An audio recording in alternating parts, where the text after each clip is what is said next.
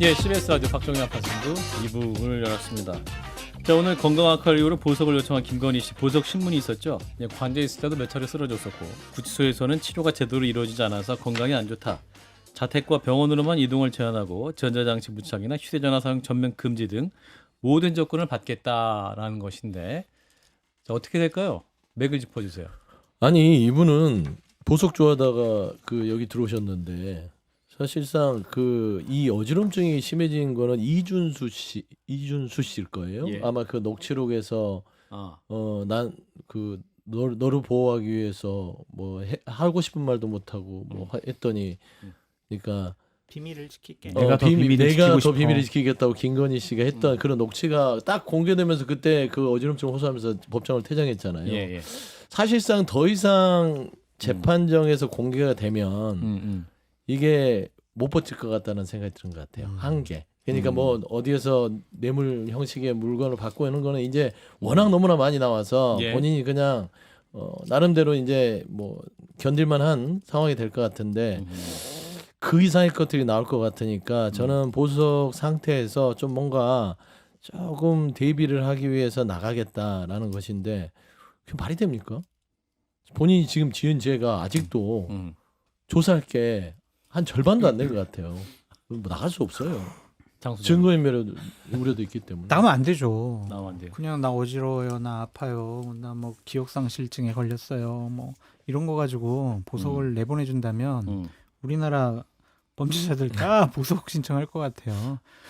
곧 교도소에 의사가 있잖아요. 의사의 그렇죠. 판정을 받아가지고 거기서 치료가 필요하다. 그러면 뭐 보석에 받아들여야겠지만 교도소의 의사가 치료가 필요할 정도다라는 뭐 판정서를 쓴 것 같지는 않거든요. 예.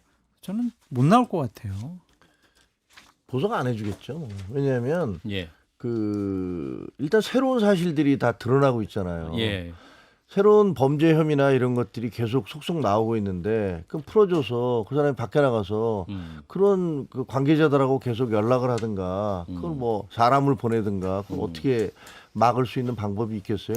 그러니까 본인이 핸드폰을 압수하고 전자발찌를 차는 조건하에서 내보내 주세요. 뭐 이렇게 얘기했다고 하더라고요. 정말 구질구질한 얘기죠. 그건 말도 안 되는 얘기고. 예. 그다음에 그 드러난 사실에 대해서도 계속 증거를 부인하고 있잖아요. 예. 그러니까 인정을 거부하고 있잖아요. 건진 법사한테 목걸이 받은 것도 안 받았다라고 주장을 맞아요. 하고 있고. 샤넬백만 인정했고. 예, 뭐 그러기 때문에 제가 보기에는 여러 가지가 그러니까 증거 부인은 증거 인멸의 시도라고 보여지니까 그러니까 그런 여러 가지를 고려해 보면 그리고 또 지금 주장하는 게 기억이 잘 안 난다, 어지럼증이 있다, 불안하다 이 세 가지를 얘기를 들었잖아요. 현실과 또 그 구분을 못 하고 있다. 예, 뭐 그거는 그냥 그 구치소에 갑작스럽게 들어가면 누구나 겪을 수 있는 그런 심리적인 불안 상태죠. 그러니까 못 박 나올 것 실장님? 같습니다. 안 나올 거고 나와서도 안 되죠.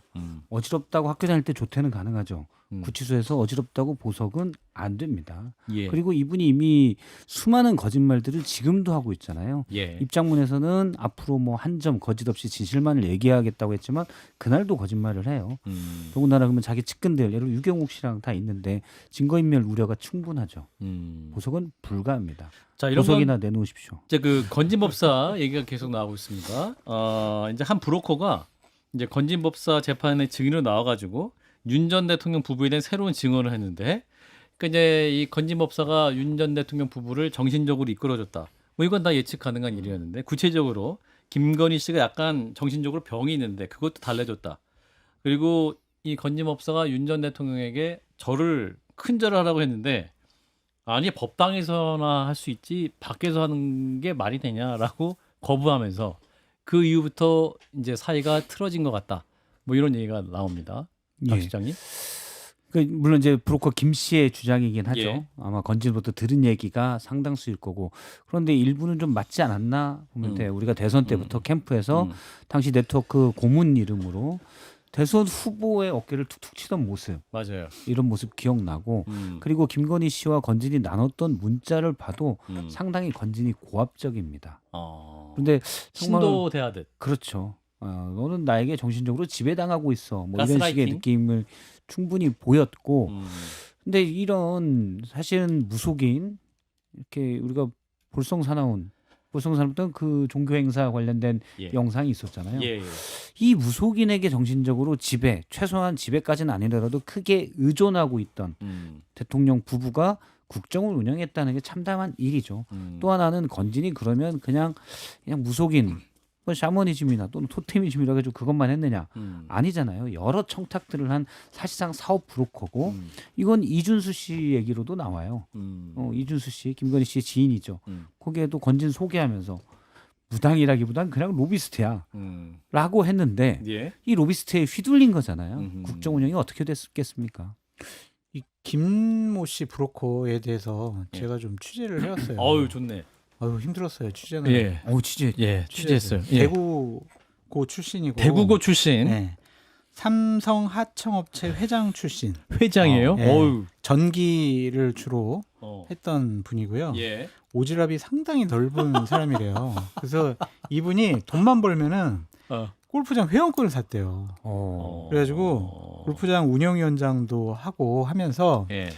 자기는 돈이 있고 이제 시간이 있으니까 골프장 회원권 가지고 네. 사람들 만나고 접대하고 인맥 쌓고 야, 골프 회원권 있으면 또 엄청나잖아요. 사실은 네. 만날 그리고 수 있는 이제 폭이. 이분이 이제 그 건진 법사를 만난 게 2019년도에 예. 고 이제 권재진 법무부 장관 그렇죠. 거기서 이제 소개를 받았다고 이렇게 하더라고요. 그러니까 그분들하고도 정치권 인맥도 상당하더라고요. 이제 취재 법무부 보니까 장관. 박근혜 정권 때 예. 잘 나왔던 분들도 다 이분하고 같이 골프도 치고 여러 가지 인연 인간관계를 다 맺은 모양이더라고요. 예. 그 정도로 오지랖 넓은 사람인데 예. 참 이 사람이 참 김건희에게도 끈을 대고 이렇게 여러 가지 이권에 좀 개입한 것이 아니냐 그런 좀 얘기들이 많이 있는데 네. 참 이 김건희 씨는 하여튼 미스테리한 사람이에요. 그러니까 여러 가지 정신적인 치료를 받았다고 하는데 제가 이제 정권 초기에 김건희 씨가 관리하던 역술인 중에 한 분을 만난 적이 있다고 이 자리에서도 몇 번 얘기를 했는데 그 역술인이 뛰쳐나온 이유가 예. 강요를 하더라는 거예요. 역술인에게 예. 김건희 씨가 꼭 기도하고 굿을 해서라도 이런 운명- 결과를 내놔라. 자신의 운명을 바꿔라. 예, 돈은 얼마든지 줄 테니까 그렇게 해라. 라고 해가지고 예. 이 역술인들 몇 명이 이거 도저히 나 못한다. 그런 이제 뛰쳐나왔는데 예. 그 정도로 이제 김건희 씨가 참 정상적이지 않은 일들을 많이 했다. 그런 얘기들이 좀 있습니다. 예. 어유 파도 끝이 없어요. 끝이 없네요. 네. 자, 이런 가운데 또 화제를 좀 전환해 보면 역술에서 이제 다른 분야로 넘어가 보면 황교안 전 총리. 갑자기 우리 김종혁 전 최고의 신음 소리가 들렸는데 오늘 그 내란- 김종혁 최고위원님은요. 예. 전 최고위원님은 황교안 한 302번째 예. 두 번째 황교안이에요. 300. 장동혁 대표는 첫 번째 우리가 황교안이고. 황교안이다. 우리가 이렇게 황교안이다. 외쳤는데 당협위원장이시니까 왜 그러냐면 302번째. 두 번째 잠깐만요. 그러니까 이분이 바깥에 국회의원들 빼고 이제 국회의원들 빼고 빼고 예. 이제 다른 수도권의 서울 지역의 당협위원장들 빼고 힘 있는 당협위원장들 빼고 그러다 보면 이제 황교 왜 이제 우리가 왜 난 황교안이다 아니에요. 외쳤냐? 황종혁이에요. 잠깐만 이제 흥분하지 가라앉히시고 오늘 이제 황교안 전 총리가 내란 특검팀에 체포가 됐어요. 네. 그리고 첫 조사를 마치고 이분이 서울구치소에 입감이 된 상태인데 체포된 피의자는 이제 48시간 내에 이제 영장을 청구하거나 석방을 해야 되기 때문에 내란 특검이 구속영장을 청구한 상태입니다. 네. 근데 이제 국민의힘 장동혁 대표가 굉장히 또 화가 나셨어요. 그러면서 우리가 황교안이다 하면서 규탄 대회에서 발언을 하시면서 굉장히 지금 또 화가 많이 나신 상태. 우리가 황교안이다. 자, 우리 김종혁 전 309번째 최고위원께서 황교안. 이 메시지. 저는 장동혁 대표가 왜 이렇게 정무적으로 엉뚱한 판단을 해서 예. 그 분위기에 죄를 끼웠는지는 모르겠어요. 어떤 분위기에? 아니 지금 항소 포기 때문에 얼마나 지금 그 궁지에 몰려 있습니까? 민주당이나 정권이 궁지에 몰려 있는데 예. 아니 느닷없이 우리가 황교안이다가 뭐예요? 우리가 황교안이면 이 사람은 부정선거론자인데 그렇죠. 우리가 부정선거론자다 부정선거론자냐 이런 주장입니까? 그런 주장이 될 수 있죠. 이번 또 윤어게인 주장하는데 우리가 윤어게인이다 이런 얘기예요? 아니 왜 갑자기 공격을 받을 이런 얘기를 던지시는지. 그리고 지난번에도 그 갑작스럽게 정청래 대표하고 만나서 예. 그냥 막 너무너무 밝은 파악해서 하는 표정. 모습을 예. 그렇죠. 정청래 대표보다 한 2배는 더 웃는 모습을 보여줌으로 해서 사람들이 이것도 뭐지?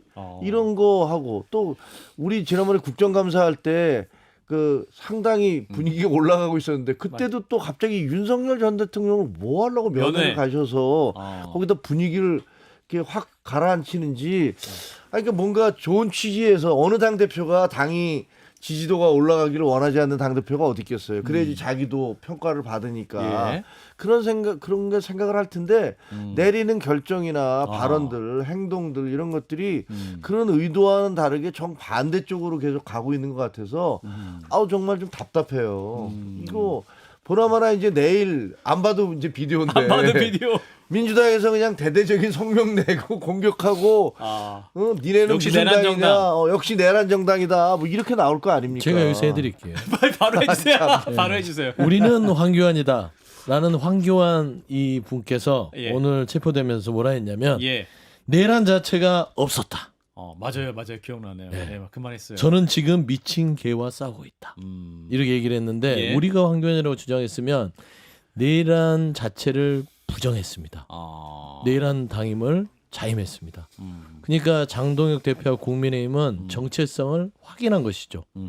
우리가 황교안이고 황교안이 돼서 싸우겠다고 했으니까 내란의 세력으로서 반성하지 않는다라는 것이고 저는 좀 짧게 충고 하나 해드리고 싶은 게 황교안 전 총리와 장동혁 대표와 국민의힘 예. 소속 예. 그 이 정치 하시는 분들께 예.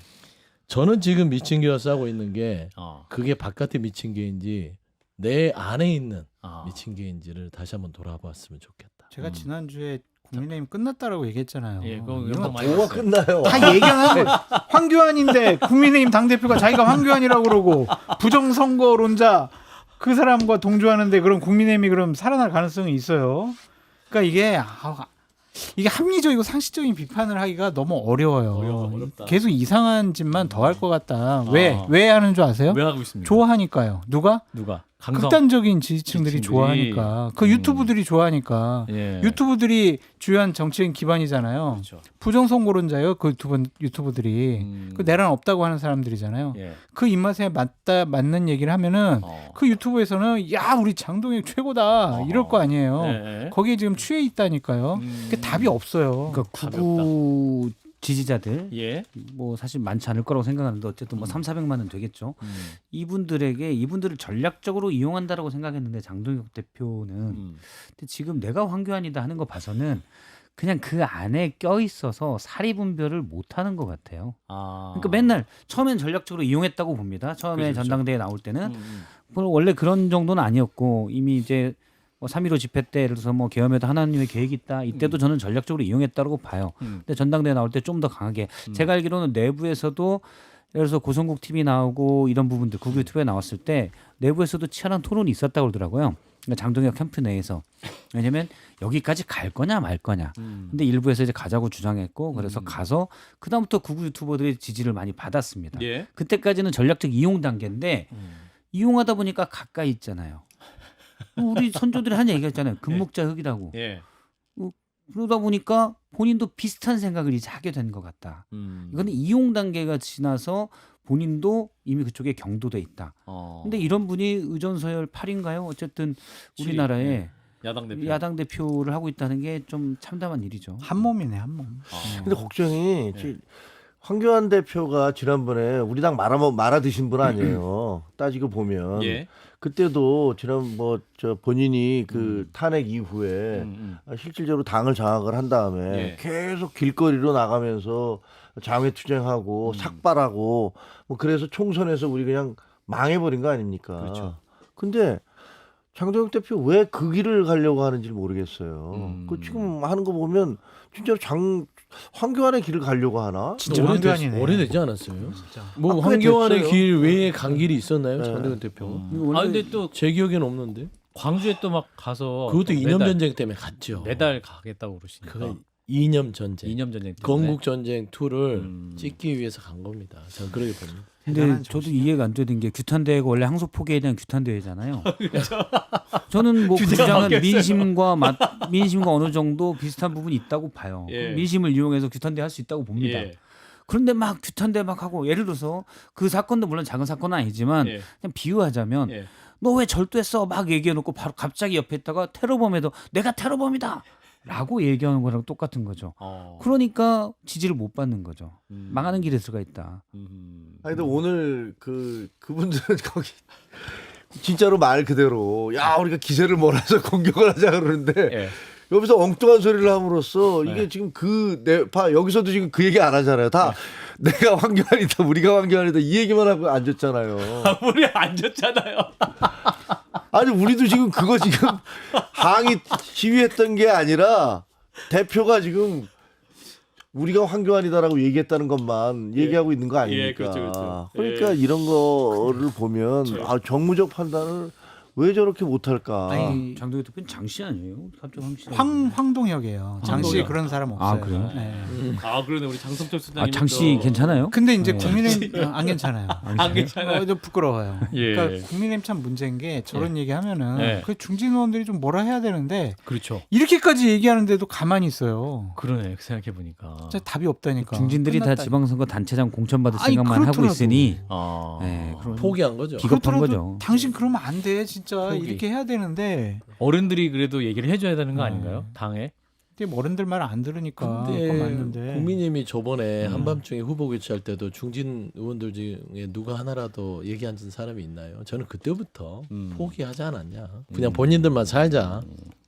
근데 이게 너무 강력한 메시지여가지고 우리가 강력하죠. 황교안이다. 이건 굉장히 좀 오래 남을 것 같아요. 사실은 그렇죠. 이 메시지 귀에 쏙 너무 들어와요. 단명하고 귀에 쏙 쏙 들어와가지고 들어오죠. 그렇죠. 민주당 입장에서는 굉장히 공격하기 좋은 신의 소재를 만난 계시 것 같다. 계몽령, 예. 신의 계시에 따른 하나님의 계몽령, 계획이다. 예, 하나님의 계시다. 뭐 이렇게 얘기했던 게 지금까지도 계속 나오고 있잖아요. 그러니까요. 제가 또 계속 떠들고 있어요. 제가 유튜브였으면 꼭 하고 싶은 말이 있는데 예. 뭐 유튜브가 아니라 라디오라서 예, 자제하겠습니다. 알겠습니다. 황 씨하면 잘 싸우는 사람이 있죠. 굳이 꼭 황교안이어야 됩니까?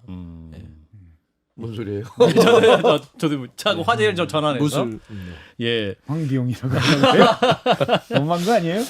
자, 사진 한 장이 준비가 되어 있습니다. 사진 한 장. 자, 김건희 씨와 이배용 전 국가교육위원회 위원장이 진관사 서울 은평구에 있는 진관사로 추정되는 곳에서 함께 합장하거나 만세하는 사진이 공개가 됐어요. 이제 특검팀에서는 이제 김건희 씨가 2022년 4월 10일 진관사에서 이배용 전 위원장을 만나서 인사청탁 자료들을 직접 건네받은 것으로 파악하고 있는데, 자, 요 사진 굉장히 밝은 모습으로 아유 세상에 만세를 부르고 왜 만세를 부르죠? 진관사에서 우리 문학도인 박 그건 잘 실장이 모르겠어요. 저는 처음에 딱 불고 예, 그냥 대통령이 계속 총 얘기 많이 했으니까 손들어 그래가지고 손든 것 같은 느낌이 약간 이 있었는데 태극기. 왜 그런지 모르겠어요. 아, 예, 태극기가 옛날에 있구나. 아, 태극기가 있네요. 태극기가 아. 진관사에 있습니다. 아, 예. 그거 보고 옛날, 했구나. 예.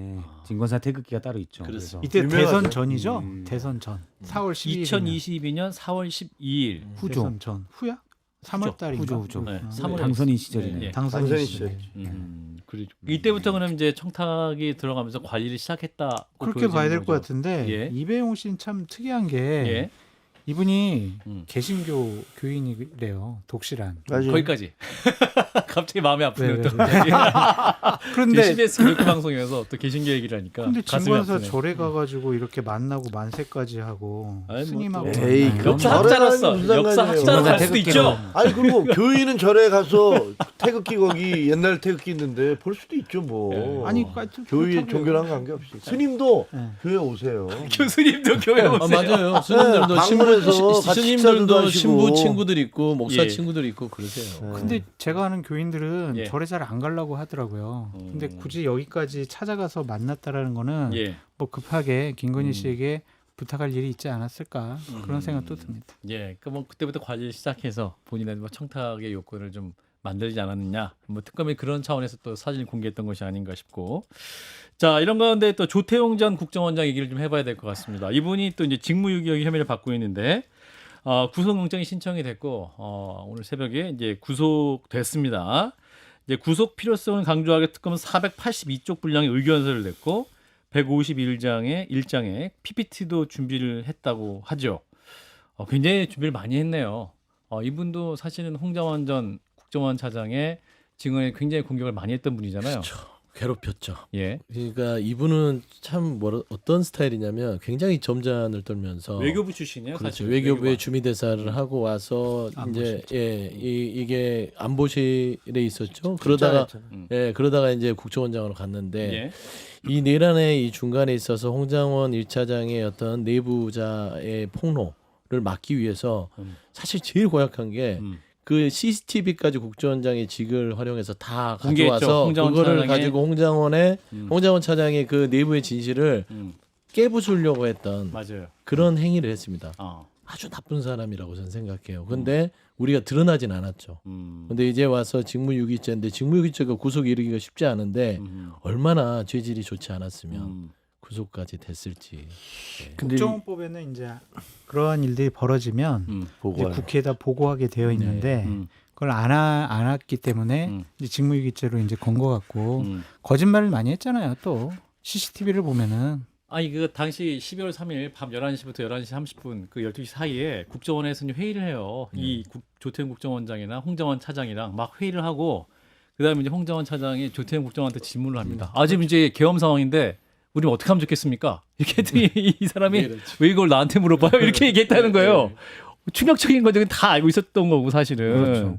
그러니까 이런 부분에서 이제 특검이 어제 조태용 전 원장은 부하 홍정원 전 차장을 문제 삼아 위증을 했기 때문에 질적으로 더 나쁘다. 그렇습니다. 판사에게 이렇게 주장을 했고 반면 조태용 원장은 내가 명예를 중시하는데 여기 와서 거짓말을 할 이유가 없다. 뭐 이렇게 얘기를 했다는 거잖아요. 저는 이 위증죄는 정말 강하게 처벌해야 된다고 봐요. 이분은 이제 헌재에서 계엄 관련 문건 본 적 없다. 그런데 CCTV에 다 나왔죠. 그래서 위증죄로도 이제 영장이 청구가 됐었는데 네. 뭐 국회 증언감정법에 따른 것도 그렇고 네. 이번엔 계엄 불법 비상계엄 내란 사태에서 보면 다들 나와서 그냥 대놓고 거짓말을 해요. 그러니까 너무 CCTV 뻔뻔하게. 없었으면 어떡할 뻔했어요. 네. CCTV 없었으면. 그래서 저는 위증죄야말로 정말 특히 이런 고위공직자들은 사실은 위증죄가 저분들은 그래도 진실을 말할 거야. 우리가 누구의 말이 있으면 그 말을 기준으로 뭔가 그다음부터 논의를 이어가잖아요. 그렇죠. 근데 대놓고 뻔뻔하게 거짓말을 하면 논의를 이어갈 수가 없어요. 예. 참 위증을 하기 싫으면 말이라도 피하든지 답할 수 답할 수 없습니다라고 없습니다라도 라고 하든지 예. 그게 기본이죠. 그래서 위증죄로 많은 한 분들이 많은데 다 구속됐으면 좋겠어요. 예. 저런 거짓말을 말하는 사람이 많으면 예. 기자들이 기사 쓰기 힘들어요. 김재욱 최고. 조태영 원장은 예. 외교부 출신이잖아요. 그렇죠. 근데 저도 개인적으로 좀 알아요. 그리고 또 외교부에 있는 사람들 얘기를 들어보면 외교 전직 외교관 중에서 가장 존경받던 분 중에 한 사람이에요. 홍장원 차장도 굉장히 스마트하다고 칭찬했어요. 왜냐하면 저는 홍장원 차장도 알고 조태영 원장도 아는데 네. 두 사람이 또 가까운 사이였어요. 원래는. 롤모델이라고 얘기했어요. 네, 홍장원 원래는 차장이. 여기 그 국정원에 가기 전에 뭐 홍장원 씨는 계속 국정원 출신이었지만 예, 예.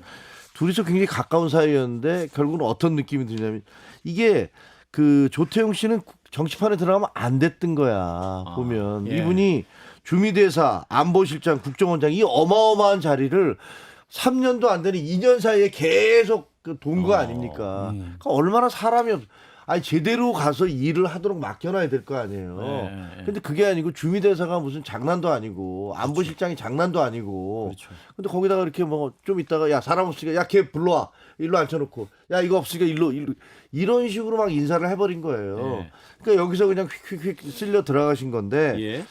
그러니까 엄한 뭐 못된 사람 옆에 있다 벼락 맞는다는 얘기가 있잖아요. 근데 제가 보기에는 윤석열 대통령 옆에 있다가 인생이 망가진 분이 한두 사람이 아니에요.